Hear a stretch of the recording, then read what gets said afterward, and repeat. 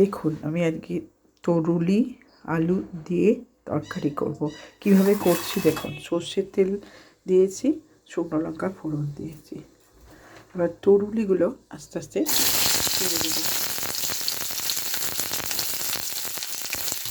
এবার আলুগুলো দেবো কড়া, এই দুটো হালকা হালকা করে আগে ভেজে নেব।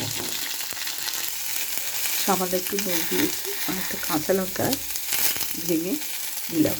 এবার হালকা করে একটু ভাজবো। এবার একটুতে ধনে পাতা দিলাম,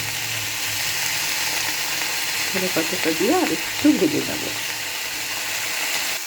এবার দেখুন কী কী দিয়েছি। গুঁড়ো লঙ্কা দিয়েছি, সামান্য চিনি দিয়েছি, একটু সস দিয়েছি, একটু হলুদ দিয়েছি।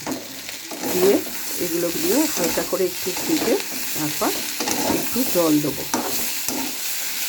মিষ্টি বাঙালির খাদ্যই থাকবে, কারণ আমরা সবাই একটু মিষ্টি মিষ্টি তরকারি খেতে ভালোবাসি। সামান্য একটু জল দিয়েছি যাতে আলুগুলো নরম হয়ে যায়।